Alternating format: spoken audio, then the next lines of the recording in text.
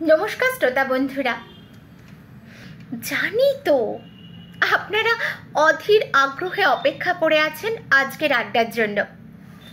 আমিও তো তাই। বিশেষ করে আজ আপনাদের অনুরোধের সেই বিষয় নিয়েই তো আড্ডা দিতে এলাম। হ্যাঁ, স্বপ্না ও তার কথা অনুষ্ঠানে আজ আমরা চেনা মুখ অজানা গল্পের তৃতীয় পর্বে হাজির। এই অনুষ্ঠানটা যে আপনাদের এত পছন্দ হবে আমি তো ভাবতেও পারিনি, জানেন। এত মেসেজ পাই আপনাদের সকলের কাছ থেকে এই অনুষ্ঠানটিকে ঘিরে যে আমি ভাবি পারবো তো পরের বারের এই বিপুল চাহিদা মেটাতে। আমি জানি আপনারা সঙ্গে আছেন, আর সেটাই আমার ভরসা। তাই তো এই সমস্ত নানান অনুষ্ঠান, আড্ডা, কবিতা, নাটক, আমার সমস্ত নিবেদনের ডালি সাজিয়ে আনা আপনাদেরই কাছে। চলুন তাহলে আজকের আড্ডা শুরু করা যাক।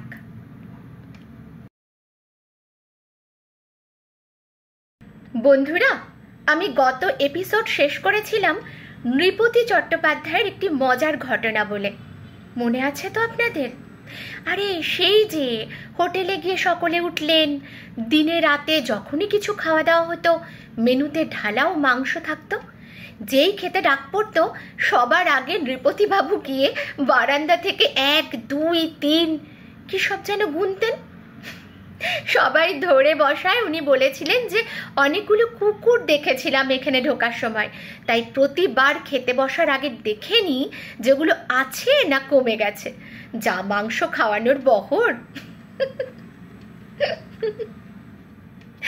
ভাবুন তো কেমন রসিক মানুষ ছিলেন নৃপতিবাবু। যেমন রসিক তেমনি দিলদার, তেমনি আবার শক্তিশালী অভিনেতা, আর অন্যদিকে তেমনি উদাস নিরাসক্ত মানুষ ছিলেন আমাদের নৃপতি চট্টোপাধ্যায়। সাধে কি আর ছবি বিশ্বাসের মতো মানুষ ওকে প্রভু বলে ডাকতেন? সংসারের থেকেও মনের দিক থেকে নৃপতিবাবু ছিলেন এক ত্যাগী মনের মানুষ ও ভীষণ রকমের মানবিক। নিজের ঘরদোর মন্দিরের মতো সুন্দর করে সাজিয়ে রাখতেন। বাড়িতে ছিল 2টি পোষ্য, একটি কুকুর ও একটি মোরগ। একদিন ওর বাড়িতে একজন দেখা করতে এসে বারবার দরজায় ধাক্কা দিয়েও সাড়া না পেয়ে ফিরে যান। পরের দিন দেখা হলে যখন সেই কথা বললেন যে কাল আপনার বাড়িতে গেছিলাম দুপুর 3টে নাগাদ, দরজায় কত ধাক্কা দিয়ে ডাকাডাকি করলাম, আপনার কোনো সারা শব্দই তো পেলাম না। সে কথা শুনে নৃপতিবাবু যেন কিছুই হয়নি এমন একটা গলায় বলেছিলেন, বাজে কথা, আমি 3:30 বাড়ি ফিরেছি। আমার কুকুর তখন আমার বিছানায় বসে বহাল তবিয়তে হাড় চিবোচ্ছিল। ওই সময় তুমি ডাকলে একলা ও ভয়ে বেচারি অজ্ঞান হয়ে যেত, আর তখন ওর মুখে রাম ঢেলে আমাকেই জ্ঞান ফেরাতে হতো। এইরকম রসিক ছিলেন মানুষটি। আর ওই যে বললাম না যে একটি পোষ্য মোরগের কথা বলছিলাম একটু আগে, সেই মোরগটি বাজার থেকে কিনে এনেছিলেন খাবেন বলে, কিন্তু আদতে ছিলেন অতি নরম মনের মানুষ। তাই তাকে না কেটে আদরে যত্নে প্রতিপালন করতে থাকেন। আর আপনারা তো ইতিমধ্যে জেনেই গেছেন নৃপতিবাবুর আবার সন্ধ্যা হলে একটু জলের নেশা ছিল। রোজ সন্ধ্যা আহ্নিক সেরে তিনি মোরগটিকে সঙ্গে নিয়ে গ্লাস ইত্যাদি সাজিয়ে বসতেন। শুধু বসেই আবার ক্ষান্ত হতেন না। আহা, আমি খাবো, ওকে দেব না, এই ভাবনায় গলে গিয়ে মোরগটিকেও একটু একটু করে মদ্যপান করাতেন রোজ। এইভাবে মোরগটি একদিন হয়ে উঠল পাড় মাতাল, দারুণ তাগড়াই আর সরেশ। সন্ধে হলেই তার ঝোঁক চাপত নেশার, আর সেই সময়ে সুরা না পেলে কাউকে রেয়াত করতো না। যাকেই সামনে পেত তাকেই ঠুকরে চিৎকার করে বাড়ি মাথায় করত। এমনকি তার হাত থেকে তার প্রভুরও রেহাই ছিল না, ঠুকরে ঠুকরে পাগল করে দিত সময়ের নেশা সময় না দিলে। একদিন আঁচড়ে ঠুকরে রক্তাক্ত করে দিলে প্রভুটি রেগে বলে উঠতেন, মা গো, এবার এটাকে ঠিক কেটে খেয়ে নেব। এরপর তাকে আবার শান্ত করে যে কে সেই। এই মোড়কটি মারা যাওয়ার পর কান্নায় ভেঙে পড়েন নৃপতিবাবু। শুধু তাই নয়, পরে একটি মোড়কের ছবি এঁকে দরজায় আটকে দিয়েছিলেন। মোড়কের নামে উৎসর্গ করে নিজের আস্থানা সেই 1.5 কামরার ফ্ল্যাটটির নাম রেখেছিলেন খেলাঘর।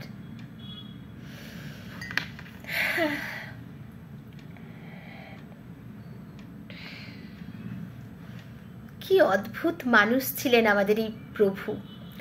নিজের কি হলো না হলো সে অন্য কথা। ফিল্ম দুনিয়ায় চেনা পরিচিত কোথায় কার হাতে কাজ নেই, কে সমস্যায় জর্জরিত, কোথায় কে খেতে পাচ্ছে না, মেয়ের বিয়ে হচ্ছে না, সকলের সব খবর থাকতো ওর নজরে। কাউকে কোনো রকম সাহায্য করতে তিনি পিছপা হতেন না। পকেটে যাই থাক না কেন সেটাই দিয়ে দিতেন ভবিষ্যতের কথা না ভেবে। নিজের কাছে না থাকলে অন্যের কাছ থেকে ধার করে, এমনকি ভিক্ষে করেও দিয়েছেন। নিজের হাতে হয়তো কোনো কাজকর্ম নেই, বড্ড অভাবে কাটছে দিন, সেই সময়েও পরিচিত অন্যের জন্য কাজ ঠিক করে তার বাড়ি গিয়ে খবর দিয়ে আসতেন। ছিলেন বটে রোগা ছিপছিপে এতটুকু একটা মানুষ, কিন্তু তার হৃদয়ের মতন এত বড় হৃদয় খুব কম মানুষের ছিল। শোনা যায় যে প্রথম জীবনে কুমিল্লার কোনো এক কাঁকন পরা তন্নির হাতের ধাক্কা খেয়েছিলেন। সেই ধাক্কা আর সামলাতে পারেননি, তাই নিজেকে আর কোনোদিনই গুছিয়ে নেননি। সারা জীবন অপরকে বাঁচাতেই জীবন উৎসর্গ করেছিলেন। দারুণ একটা মজার গল্প বলি ওর এই ভয় ভীতিকে কেন্দ্র করে, কেমন? গল্পটা লুকোচুরি সিনেমাকে ঘিরে। কিশোর কুমার অত্যন্ত সমাদর করতেন নৃপতিবাবুর অভিনয়ের, তাই সুযোগ বুঝে নিজের ছবি লুকোচুরিতে ওকে বিশেষ একটা রোলে নিয়েছেন। উনি, শ্যাম লাহা ইত্যাদি আরও সবাই মিলে শুটিং করতে যাচ্ছেন বম্বে। একটা ভারী অদ্ভুত দৃশ্য দেখা গেল কলকাতা এয়ারপোর্টের লাউঞ্জে। নৃপতি চট্টোপাধ্যায় তার সেই বিখ্যাত মারকাটারি ভঙ্গিতে ডান হাতের আঙুলটা মুড়ে বিশেষ কায়দায় সিগারেট টানছেন, আর সেই পরিচিত ভঙ্গিতে মাথায় টোকা দিচ্ছেন, আর বিড়বিড় করে নিজেই নিজেকে বলছেন, না না, হবে আবার কি, জওহরলাল রোজ প্লেনে চড়েন, বাচ্চা কাচ্চারা চড়ছে, ভয় কি?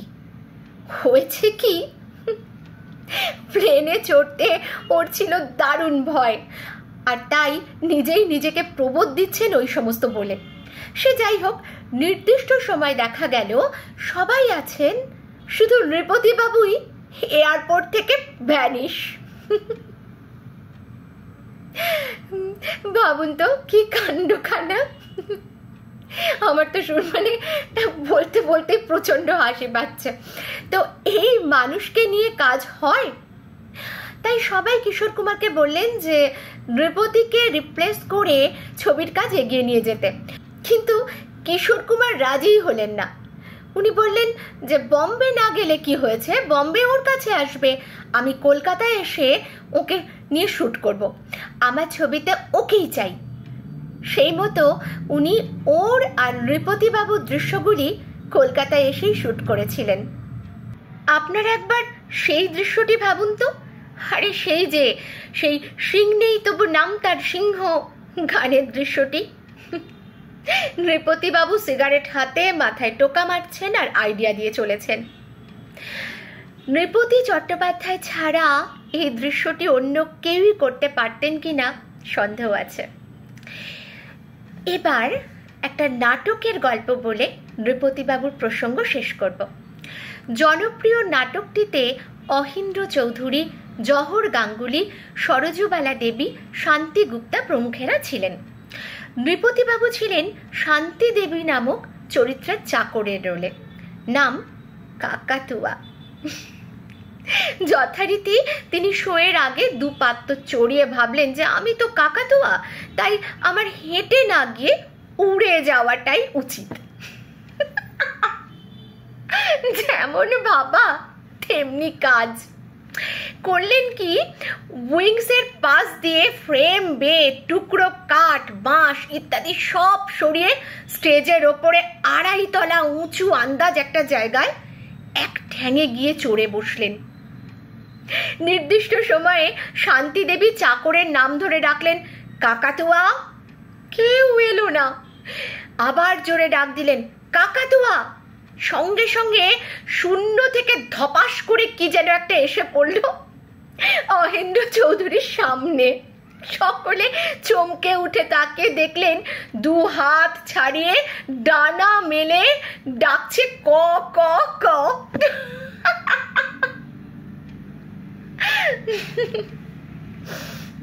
ঘটনার আকস্মিকতায় সংলাপ ভুলে গেলেন অহিনবাবু। শান্তি দেবীর রোলে সরজু দেবী তবু চাপা গলায় সংলাপ বলে দৃশ্য শেষ করলেন। ওদিকে ডান পায়ের সামনেটা গভীরভাবে কেটে ঝুলে গেছে, রক্তে ভেসে যাচ্ছে স্টেজ। নৃপতি বাবুর কিন্তু ভ্রুক্ষেপ নেই সেদিকে, কারণ উনি কাকাতুয়া হয়েছেন যে।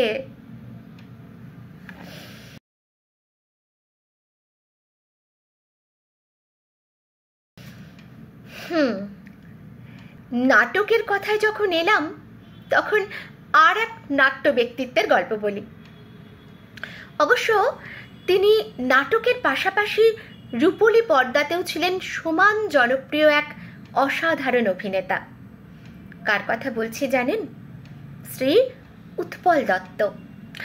প্রচণ্ড রাশভারী, ব্যক্তিত্বময় এবং সময় বিশেষে তিরিক্ষে মেজাজেরও বটে। অভিনয়ের ক্ষেত্রে বিচ্যুতি ঘটলে, বিশেষ করে স্টেজে, তার মেজাজ সাংঘাতিক থাকত। এহেন মানুষটিকে সবাই সমঝে চলতেন। পরিচালক তরুণ মজুমদারের শুটিংয়ের কাজ চলছে ডালহৌসি পাড়ার স্টিমশিপের ছোট্ট একটা কনফারেন্স হলে। বুঝতেই পাচ্ছেন, 15 লোক ধরার মতো কনফারেন্স হল। দরজা জানলা নেই, এসি আর বিদ্যুতের আলোই ভরসা। আর ছবির শ্যুট মানেই তো কাজের লোকের মেলা। তরুণবাবুর ভাষায় সেখানে আমরা ঢুকে গেছি প্রায় 50-60 জন। সঙ্গে আছে ক্যামেরা, লাইট, ট্রলি লাইন এবং আরও সমস্ত লটবহর। নড়াচড়ার জায়গা নেই বললেই হয়। তার উপর জায়গাটা আবার এয়ার কন্ডিশনড। জানলা টাল্লার বালায় না থাকার ফলে এতগুলো লোকের শরীরের তাপ, একগাদা জোরালো লাইটের তাপ, সেই সমস্ত মিলে একটা অসহনীয় অবস্থা। তার মধ্যেই শুটিংয়ের তোড়জোড় চলছে। শিল্পীদের মধ্যে উৎপল বাবুও আছেন। যেহেতু প্রথম দিকের কয়েকটা শটে ওর প্রয়োজন নেই, তাই ওর জন্য একটা চেয়ারের ব্যবস্থা করা হয়েছে একটু দূরে, আর বলা হয়েছে যে ওখানে বসেই উনি বিশ্রাম নিন, দরকার হলে আমরা ডেকে নেব। এইরকমই একটা গাদাগাদি অবস্থায় কাজ চলতে চলতে এসির পুরো লাইনটা গেল বসে। ইলেকট্রিশিয়ান জানালেন যে লাইন ফল্ট হয়েছে, আপাতত এই অবস্থাতেই কাজ চালাতে হবে, কোনো আশু সমাধান নেই। শুনে তো সকলেরই মাথায় হাত। আপনারা সবাই তো জানেন যে শ্যুট করতে গেলে কত জোরালো আলো জ্বালানো হয়। সেই সমস্ত আলোগুলো থেকেই একটা বিরাট উত্তাপের সৃষ্টি হয়। তার উপর এতগুলো লোকের উপস্থিতি, কোনো জানলা বা দরজা নেই ঘরে। মোটামুটি একটা মিনি যতুগৃহ হয়ে উঠল জায়গাটা কিছুক্ষণের মধ্যেই। এইভাবেই চলতে চলতে তরুণবাবু ওর সহকারী ধ্রুববাবুকে বললেন, উৎপল বাবুকে তৈরি হতে বলো, পরের শট ওর। এই ধ্রুববাবু নিজেই একজন মঞ্চাভিনেতা ছিলেন।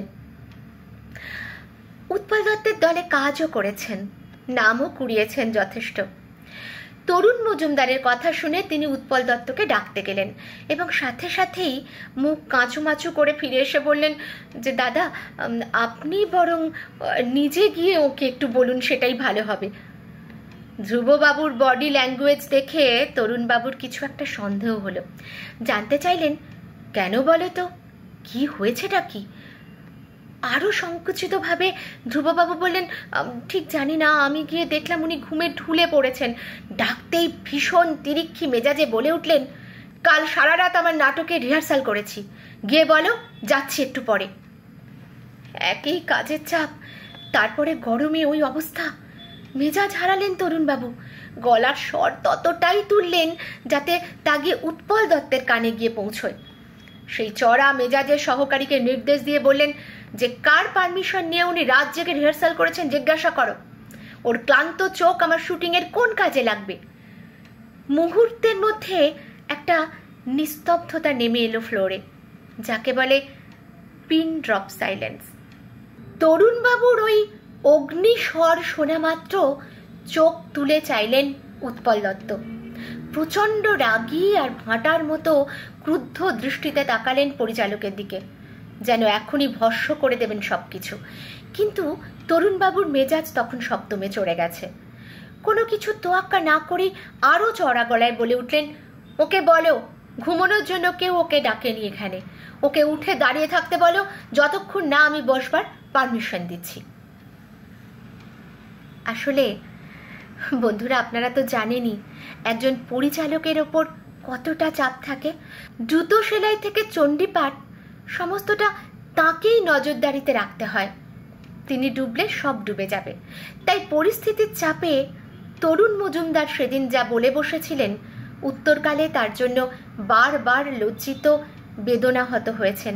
সে কথা স্বীকারও করেছেন অকপটে নিজের আত্মজীবনী সিনেমা পাড়া দিয়ে বইটিতে। পারলে সবাই একবার পড়ে দেখবেন বইটি, সিনেমা পাড়া দিয়ে। যাই হোক, সেদিন ওই কথা বলার পরেই ওর সম্বিত ফিরে আসে।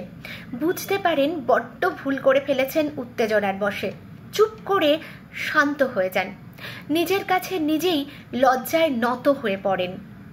মনে মনে নিজেকে গুছিয়ে নিতে নিতে বলেছিলেন, সরি, এক্সট্রিমলি সরি উৎপলবাবু। ওদিকে উৎপলবাবুরও সেই রাগত চোখের চাহনি আস্তে আস্তে কমে এলো। উনি ধীরে ধীরে চেয়ার ছেড়ে উঠে মাথা নিচু করে চুপ করে দাঁড়িয়ে রইলেন। দৃশ্যটা যেন প্রচণ্ড দুষ্টু কোনো ছেলে ক্লাসরুমে দোষ করে ধরা পড়ে গিয়ে মাস্টার মশাইয়ের দেওয়া শাস্তিটা নিচ্ছে মাথা নত করে। ভাবুন তো একবার দৃশ্যটা। তরুণবাবু আর স্থির থাকতে পারলেন না। ছুটে গিয়ে ওর হাত দুটো ধরে ক্ষমা চাইতেই ভিতর থেকে বেরিয়ে এলেন আসল উৎপল দত্ত। তিনি বললেন, আরে আপনি কেন ক্ষমা চাইবেন? আপনি ডিরেক্টর, আমি আর্টিস্ট। আমাকে ধমকাবার অধিকার 1000 বার আপনার আছে। আমিও তো ধমকাই। আমার নাটকের রিহার্সালে যখন কেউ ভুল করে গালাগাল করে ভূত ভাগিয়ে দিই। কি প্রফেশনাল, কি শিষ্টাচার, কি পারস্পরিক শ্রদ্ধা একবার ভেবে দেখুন তো বন্ধুরা। মানুষ কি সাধে বড় হয়? চারিদিকে সকলে তো নিজেকে নিয়েই ব্যস্ত। অন্যকে জায়গা ছেড়ে দেওয়া, এভাবে পরস্পরে বেঁধে বেঁধে থাকার যে উদাহরণ আজটা বড়ই বিরল।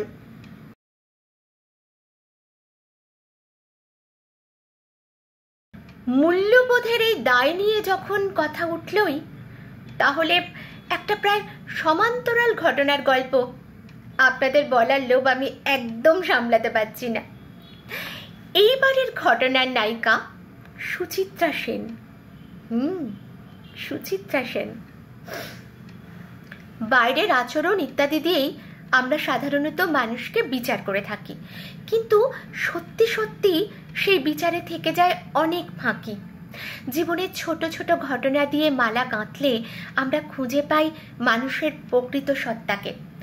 সুচিত্রা সেন সম্পর্কে তার সমসাময়িক সিনেমার সঙ্গে জড়িত কলাকুশলীদের থেকে বা সাংবাদিকদের থেকে টুকরো টুকরো যে সমস্ত গল্প গাছা উঠে আসে, সে সমস্ত শুনলে মনে হবে যে তিনি ছিলেন দাম্ভিক, ব্যক্তিত্বময়ী একজন অভিনেত্রী। সবসময় নিজের চারপাশে এক অদৃশ্য পাঁচিল তুলে রাখতেন, যাতে তাকে ভুল বোঝাই ছিল খুব স্বাভাবিক। আমরা এখন যে গল্পটা বলবো সেখানেও পরিচালক হিসেবে উপস্থিত ছিলেন শ্রী তরুণ মজুমদার। ওর পরিচালনায় তখন স্মৃতিটুকু থাক ছবির শুট চলছে। ছবির নায়িকা সুচিত্রা সেন আর নায়ক অসিত বরণ। চেনা মুখ অজানা গল্পের প্রথম এপিসোডেই আপনাদের বলেছিলাম যে সুচিত্রা সেন সদ্য আসা তরুণ মজুমদারকে টাকা স্পন্সর করে কিভাবে ছবি তৈরি করতে, পরিচালক হয়ে উঠতে উৎসাহ দিয়েছিলেন। ওদের সমর্থনেই তরুণ মজুমদার প্রথম ছবি বিশ্বাসের মতো হেভি ওয়েট অভিনেতাকে নিজের ছবিতে পেমেন্ট দিয়ে আনার সাহস করেছিলেন। সেই সুচিত্রা সেনের সাথেই স্মৃতিটুকু থাক ছবির ফ্লোরে বচসা কথা কাটাকাটি বেঁধে গেল উত্তরকালের সফল পরিচালক তরুণবাবুর। সেদিন একটি গুরুত্বপূর্ণ দৃশ্য শ্যুট হচ্ছিল। শিল্পী বলতে 3 জন, মিসেস সেন, অসিত বরণ আর 1 বছর বয়সী একটি শিশু শিল্পী। শিশুটিকে কোলে নিয়ে মিসেস সেনের অভিনয়, বেশিরভাগ ডায়লগ তাঁরই মুখে, মাঝে মধ্যে অসিত বরণের সংলাপ। মহড়ার সময় বোঝা গেল বিষয়টা এত সহজে হচ্ছে না, কারণ মিসেস সেনের কোলের বাচ্চাটি এত আলো এত লোকজন দেখে ঘাবড়ে গেছে। তাকে সামলে সঠিক পরিমিত অভিনয় করা, চোখে জল চিকচিক করবে অথচ জল বাইরে আসবে না, এটা ওর পক্ষে প্রায় অসম্ভব হয়ে উঠছে। একবার ভুল হলেই আবার প্রথম থেকে সবকিছু করা। পরিস্থিতি বুঝে মিসেস সেন বললেন তিনি একটু মনিটর দেখে নেবেন, সব ঠিক থাকলে তবেই ফাইনাল টেক করা যাবে। কয়েকবার মনিটর করার পর যখন মনে হলো সব ঠিক, তখন ফাইনাল শটের জন্য ক্যামেরা শুরু হলো।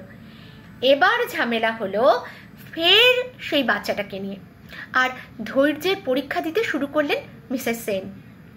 একটার পর একটা টেক হতে লাগলো, কিন্তু ফাইনাল আর হয় না। এমন একটা ইমোশনাল সিন যে সুচিত্রা সেনের জন্য বেশ কষ্টকর হয়ে দাঁড়ালো শেষ অবধি।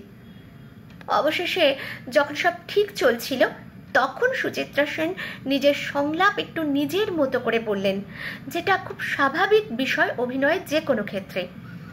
সমস্যা হলো অভিনেতা অসিত বরণকে নিয়ে। উনি বিষয়টা বুঝতে না পেরে নিজের ডায়লগ না বলে থমকে যান, সঙ্গে সঙ্গে আবার কাট। এবার ধৈর্যচ্যুতি হলো মিসেস সেনের। এক ঘর লোকের মাঝখানে তিনি বলে উঠলেন, এই সমস্ত আর্টিস্টদের সঙ্গে কাজ করা যায়? অসম্ভব। ওপেন ফ্লোরে এই কথা শুনে অভিনেতা অসিত বরণ মুখ নিচু করে দাঁড়িয়ে রইলেন। অপমানে কালো হয়ে উঠল তার মুখ। দুজনের মাঝে পরিচালক তরুণ মজুমদার, তিনিও মাথা গরম করে ফেললেন। গলা তুলে সুচিত্রা সেনকে ডেকে বললেন, ওর সঙ্গে কাজ করা যায় কি না সেটা পরের কথা, যা ব্যবহার করলেন আপনার মতো আর্টিস্টের সঙ্গেও কাজ করা যায় না। এ কথা বলতেই অমনি দপ করে জ্বলে উঠল মিসেস সেনের চোখ। এক মুহূর্তও তিনি ফ্লোরে আর না দাঁড়িয়ে চলে গেলেন সোজা মেকআপ রুমে। এখন উপায়? পরিচালক ততক্ষণে বুঝে গেছেন যে মাথা গরম করে মুখ ফসকে যা বলেছেন তাতে ভয়ঙ্কর একটা পরিস্থিতি তৈরি হয়ে গেছে। এই ছবিতে মিসেস সেন আর কাজ করবেন না। চুপচাপ উনি একটা চেয়ার নিয়ে ওই ফ্লোরেই বসে থাকলেন। এক সময় হলো লাঞ্চ ব্রেক। খোঁজ নিয়ে জানলেন যে তখন থেকেই মিসেস সেন গুম হয়ে বসে আছেন। তরুণবাবু মনে মনে ঠিক করে নিলেন যে তিনি এই ছবি থেকে সরে যাবেন, অন্য কোনো পরিচালককে দিয়ে বরং কাজটা করিয়ে নেওয়া যাবে। আর আজ যা ঘটে গেল, এরপর নিশ্চিত যে সুচিত্রা সেন ওর সাথে কোনোদিন আর কাজ করবেন না। এইসব 7-5 ভেবে মন শান্ত করে শুটিং ফ্লোরে উনি বসে চা বিস্কুট খাচ্ছেন। হঠাৎ নজর করে দেখলেন কয়েকজন ফ্লোরে ওর দিকে হেঁটে আসছেন। সামনে মিসেস সেন। উনি ততক্ষণে তৈরি যে বেশ কিছু কড়া কথা শুনতে হবে এবার। মিসেস সেন ওই ব্যক্তিত্ব নিয়ে এসে তরুণবাবুর সামনে দাঁড়ালেন। ওকে দেখে তরুণবাবুও চেয়ার ছেড়ে উঠে দাঁড়ালেন। অপ্রত্যাশিতভাবে সুচিত্রা সেন তরুণবাবুর 2 হাত ধরে বললেন, প্লিজ একটু কালোদাকে ডাকুন। কালোদা অর্থাৎ অসিত বরণ বললেন, প্লিজ একটু কালোদাকে ডাকুন, আমি সবার সামনে ক্ষমা চেয়ে নেব। এই কথা শুনে তরুণবাবু শুধু অবাকই নয়, অভিভূত হয়ে গিয়েছিলেন। ডেকে পাঠানো হলো অসিত বরণকে। উনি আসতেই মিসেস সেন ক্ষমা চাইলেন সকলের সামনে, আর সে কথায় হাউ হাউ করে কেঁদে ফেললেন অসিত বরণ। সব মিটমাট হয়ে গেল। আবার শুটিং শুরু হলো পূর্ণ উদ্যমে।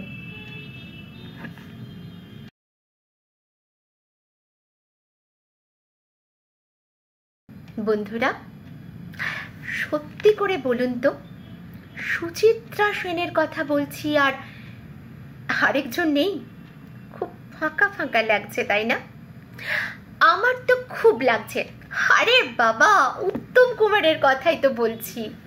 তো উত্তম কুমারকে বাদ দিয়ে যেমন সুচিত্রা সেন নেই, তেমনি আবার সুচিত্রা সেনকে বাদ দিয়ে উত্তম কুমারও নেই।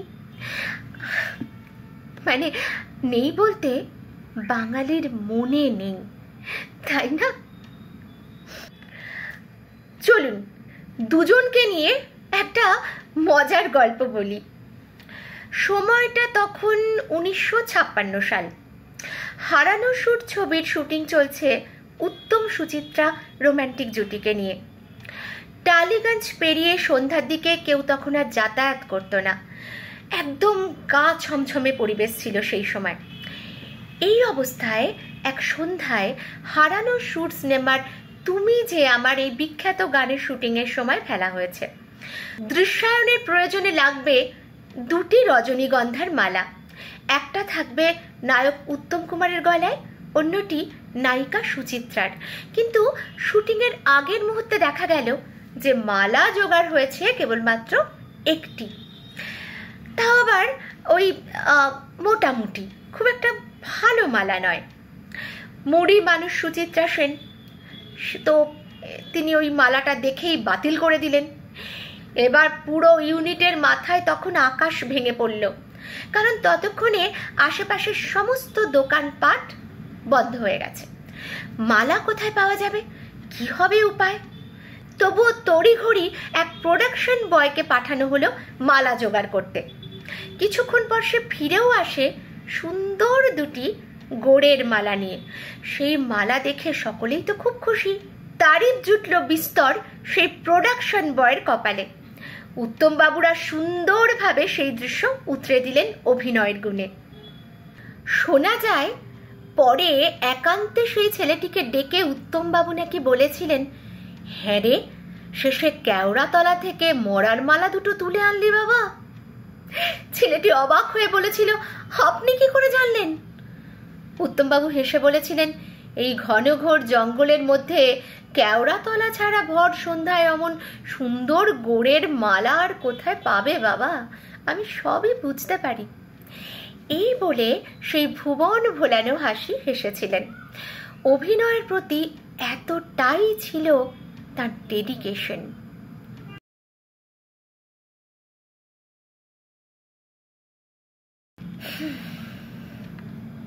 চা তো পুরো ঠান্ডা হয়ে গেল।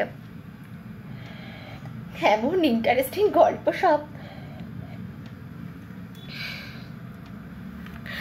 বন্ধুরা, একদম উঠতে ইচ্ছে করছে না, বিশ্বাস করুন। কিন্তু কি করি বলুন তো, সময় তো আজ শেষ। আশা করি আপনাদের ভালো লেগেছে আমাদের আজকের এই আড্ডা। কথা দিচ্ছি যত তাড়াতাড়ি পারবো আবার স্বপ্না ও তার কথায় আপনাদের শোনাবো চেনা মুখ অজানা গল্পের নতুন নতুন কথা। সবাইকে আপনারা বলুন আমার চ্যানেল গল্পরার কথা। পাশে থাকুন সবাই, যেরকম ভাবে পাশে আছেন। ধন্যবাদ, নমস্কার।